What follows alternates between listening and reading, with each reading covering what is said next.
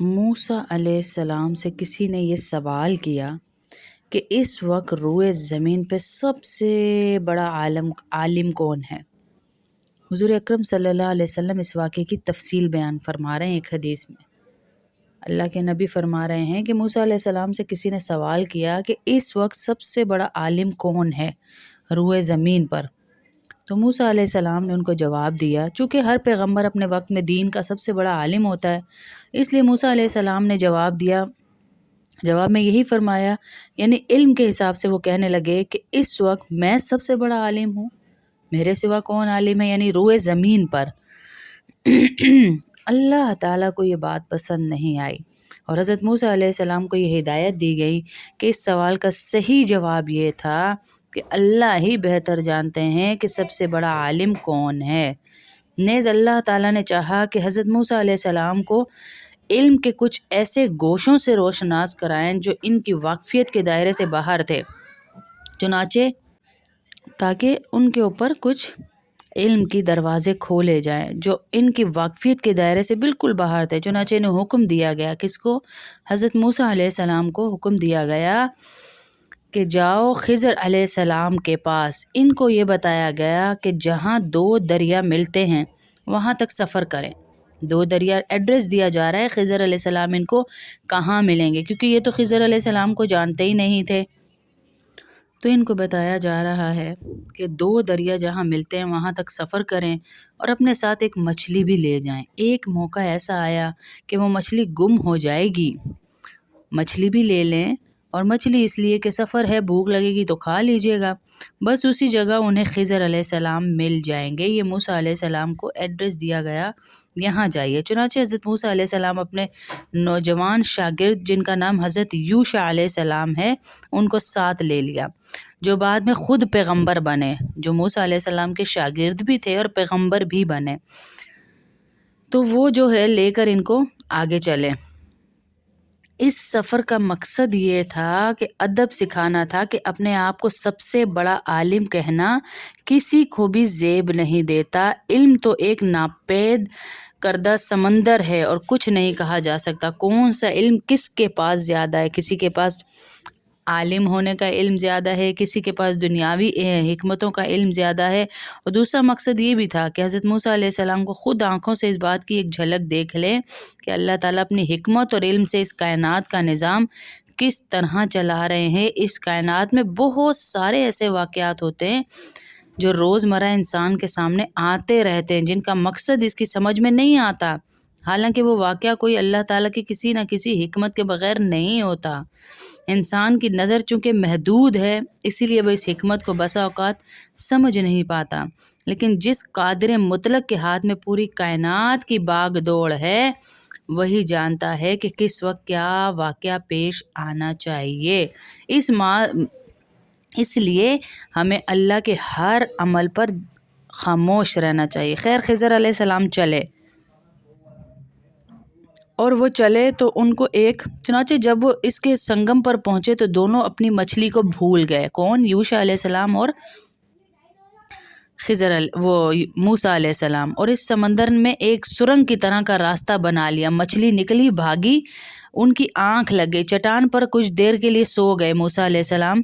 تو اس دوران وہ مچھلی ان کی ایک زنبیل میں تھی، وہاں سے کھسک کر دریا میں جا گری، اور جس جگہ گری وہاں پر سرنگ سی بن گئی۔ کیا اللہ کی شان ہے! مچھلیاں تو ہزاروں چل رہی ہیں، پر وہ ایک اسپیسیفک مچھلی جس کو یہ اللہ نے بتایا کہ تو نے سرنگ بنانی ہے میرے حکم سے، جس میں جا کر مچھلی غائب ہو گئی۔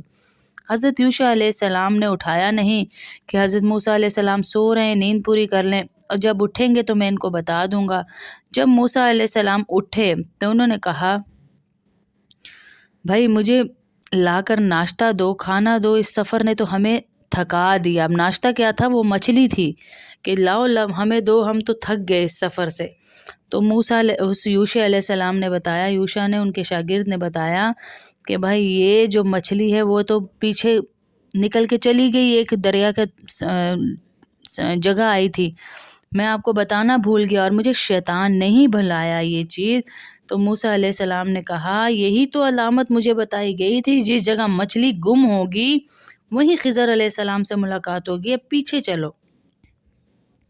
اب وہ بھاگے وہاں پر، خضر علیہ السلام موسیٰ علیہ السلام کو ملے، چادر اوڑے ہوئے لیٹے نظر آئے، اور ان کو جس خصوصی علم کے سکھانے کا ذکر فرمایا گیا اس سے مراد تکوینیات کا علم تھا، تکوینیات کا علم تھا، جس کی تشریح بہت سارے واقعات میں آگے آپ کو ملے گی۔ تو موسیٰ علیہ السلام نے اس سے کہا کیا میں آپ کے ساتھ، قال لہ موسیٰ هل اتبعک علی ان تعلمنی مما علمت رشدا، کیا میں آپ کے ساتھ اس غرض سے رہ سکتا ہوں کہ آپ کو بھلائی کا جو علم عطا ہوا ہے اس کا کچھ حصہ مجھے بھی سکھا دیں؟ قال انک لن تستطیع معی صبرا، وہ کہنے لگے آپ میرے ساتھ صبر نہیں کر سکیں گے۔ اب ہم دیکھیں دنیا میں کتنے معاملات ایسے آتے ہیں جس پہ اپنا بچپنا دکھا دیتے ہیں، صبر نہیں کر پاتے، ہم سے صبر نہیں ہوتا، ہم فوراً بچپنا دکھاتے ہیں۔ خیر وہ چلتے گئے، انہوں نے سب سے پہلے کشتی جس میں بیٹھے تھے اس میں گڑا کر دیا، توڑ دی کشتی۔ اس کے بعد ایک گاؤں آیا، وہاں پر ایک بچے کو مار دیا، کھڑا ہوا تھا بچہ کھیل رہا تھا، اس بچے کو مار دیا۔ اس کے بعد انہوں نے بہت ساری ایسی چیزیں کی جو ان کو سمجھ نہیں آ رہی تھی موسیٰ علیہ السلام، اور ساتھ ساتھ یہ بول بھی رہے تھے کہ آپ نے یہ کیوں کیا، آپ نے یہ کیوں کیا، آپ نے یہ کیوں کیا۔ اور پھر ایک جگہ پر وہ گئے تو ایک دیوار گر رہی تھی، انہوں نے ان سے گاؤں والوں سے کہا کہ ہمارا کھانا کر دیجیے، ہم مہمان ہیں، مسافر ہیں۔ انہوں نے کہا ہم آپ کا کوئی اکرام نہیں کریں گے، لیکن پھر بھی حضرت خضر علیہ السلام نے ان کو وہ گرتی ہوئی دیوار بنا کر دی۔ تو موسیٰ علیہ السلام نے کہا آپ اجرت ہی لے لیتے، ہمارے کچھ پیسے وہ دیتے تو ہم اس کا کوئی کھانا لے کے کھا لیتے۔ تو حضرت خضر علیہ السلام نے پھر کہا دیکھیں میں آپ کو کہہ رہا ہوں آپ میرے ساتھ نہیں چل سکتے کیونکہ آپ میرے کاموں میں خلل پیدا کر رہے ہیں۔ اب ہم بھی دنیا میں ایسے ہی کرتے ہیں نا، یا اللہ یہ کیوں ہو گیا، یا اللہ یہ کیوں ہو گیا، یا اللہ اسی کا کیوں مرا بچہ، یا اللہ اسی کا شوہر کیوں مرا، یا اللہ مجھے ہی کیوں کاروبار میں لاس دیا۔ اللہ کیا کہہ رہے ہیں، تو جانتے ہی نہیں میرے کس معاملے میں کیا حکمت ہے۔ پھر انہوں نے بتایا خضر علیہ السلام نے کہ بھائی معاملہ یہ ہے، اب آپ میرے ساتھ نہیں چل سکتے۔ قال ھذا فراق بینی و بینک، تمہارے اور میرے درمیان اب فاصلے کا وقت آ گیا۔ سأنبئک بتأویل ما لم تستطع علیہ صبرا، اب میں آپ کو بتاتا ہوں جن باتوں پہ آپ کو صبر نہیں آ رہا تھا، اور بار بار ایک نبی کا کیا علم ہوگا دیکھیں، پھر بھی وہ بار بار ان کے جو خضر علیہ السلام کو علم دیا گیا تھا اس میں سوال کر رہے ہیں۔ جہاں تک کشتی کا تعلق ہے، خضر علیہ السلام نے کہا وہ کچھ غریب آدمیوں کی تھی اور بادشاہ آگے آنے والا تھا، تو وہ بادشاہ کسی اچھی کشتی کو نہیں چھوڑتا تھا، اس لیے میں نے اس کشتی کو عیب دار بنا دیا کہ یہ غریب آدمی اس کی ایک واحد ذریعہ ہے، اس نے ابھی ابھی جمع جوڑ پونجی کر کے ایک کشتی لی ہے، تو وہ دیکھے گا نئی کشتی اور صاف ستھری تو وہ لے لے گا، تو میں نے اس کو عیب دار بنا دیا۔ لیکن آپ کو صبر نہیں تھا، آپ نے مجھ سے بار بار پوچھا، میں نے یہ اللہ کے حکم سے کیا تھا کہ اس غریب کا روزی پانی چلتا رہے۔ اور وہ جو بچہ جس کا میں نے سر اتار دیا تھا، وہ بچہ ایک نیک والدین کی اولاد تھا، لیکن اللہ نے مجھے بتایا کہ یہ بڑا ہو کے بہت برا انسان بنے گا، اپنے والدین کی عزت ہی خراب کر دے گا، اپنے والدین کا نام ڈبو دے گا، تو اس کو اللہ کے حکم سے میں نے قتل کر دیا۔ اور جو تیسری جو دیوار ہے، وہ دیوار اس لیے میں نے بنائی کہ اس کے نیچے 2 نیک لڑکوں کا خزانہ تھا، 2 نیک لڑکوں کا خزانہ تھا جن کی اولاد جن کا والد بہت نیک تھا، بہت نیک تھا، اور اس نے اس نیکی کی وجہ سے ان کے لیے کچھ جوڑ جمع کر رکھا تھا، اور اس کے نیچے خزانہ تھا۔ اگر میں وہ نہ بناتا تو یہ خزانہ ان کا نکل جاتا ان کے ہاتھ سے۔ اب وہ جب تک بڑے ہوں گے، جب تک ان کو خبر دی جائے گی اللہ کی طرف سے، تو یہ دیوار کے نیچے خزانہ ان کا محفوظ رہے گا۔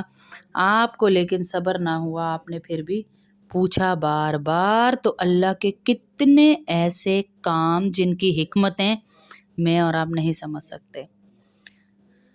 ان واقعات کو دکھانے کا اصل مقصد اہم حقیقت کا مشاہدہ کرانا تھا، ایک حقیقت کا مشاہدہ، اور اسی حقیقت کو واضح کرنے کے لیے قرآن کریم نے یہ واقعہ ہمارے لیے بیان فرمایا کہ اس میں بہت بڑی حکمت ہے۔ سوال یہ پیدا ہوتا ہے کہ حضرت خضر علیہ السلام نے شریعت کے بالکل خلاف کیا ہے۔ اس سوال کا جواب کے لیے سمجھنا ضروری ہے کہ کائنات کے بہت سارے کام اللہ کے حکم کے مطابق ہوتے ہیں جو ہمیں لگ رہا ہوتا ہے کہ صحیح نہیں ہیں۔ ان کا تعلق ایک ایسے جہان سے ہوتا ہے جو ہماری آنکھوں سے پوشیدہ ہوتے ہیں، جسے اصطلاح میں عالم تکوین کہا جاتا ہے، جو براہ راست اللہ تعالیٰ کی حکمت اور اس کے تکوینی احکام کے ذریعے کنٹرول ہو رہا ہوتا ہے۔ کسی شخص کو کتنے عرصے کے لیے زندہ رہنا ہے، کب موت آنی، کتنی صحت ملنی، کتنی بیماری ملنی، کب روزی دینی، اس کے ذریعے وہ کتنی روزی کمائے گا، اس کے سارے معاملات اللہ تعالیٰ براہ راست طے فرماتے ہیں، اور ان فیصلوں کو نافذ کرنے کے لیے اللہ تعالیٰ نے کچھ کارندے مقرر کر رکھے ہیں جو ہماری نگاہوں سے پوشیدہ ہیں۔ ہمیں اللہ کے کوئی معاملے سمجھ نہیں آ سکتے، اس لیے بس چپ اللہ کی رضا میں راضی رہنا سیکھیں۔ مثلاً جب اللہ تعالیٰ یہ طے کر لیا کہ فلاں شخص کی موت کا وقت آ گیا، تو اللہ تعالیٰ کی طرف سے موت کا فرشتہ اس شخص کی روح قبض کرنے کے لیے پہنچ جاتا ہے، فرشتے کو بھیجتے ہیں اللہ، کام مقرر کیے ہوئے۔ جب اللہ تعالیٰ کی تکوینی حکم کی تعمیل میں کوئی کسی کی روح قبض کر رہا ہے تو مطلب وہ فرشتہ ظلم نہیں کر رہا، بلکہ اللہ کا حکم پورا کر رہا ہے۔ فرشتہ اللہ کا حکم پورا کر رہا ہے۔ اسی طرح بہت سارے روز کے واقعات جو ہماری آنکھوں سے پوشیدہ ہوتے ہیں لیکن وہ ہو رہے ہوتے ہیں۔ اسی طرح موسیٰ علیہ السلام، خضر علیہ السلام کا واقعہ اللہ نے ہمیں قرآن میں سورہ کہف میں سنا کر بتا دیا۔ کہاں سے شروع ہو رہی ہے؟ آیت نمبر 60 سے یہ شروع ہو رہا ہے اور جا رہا ہے کہاں تک؟ 82 تک، 83 تک یہ واقعہ جا رہا ہے، جہاں پر اللہ رکن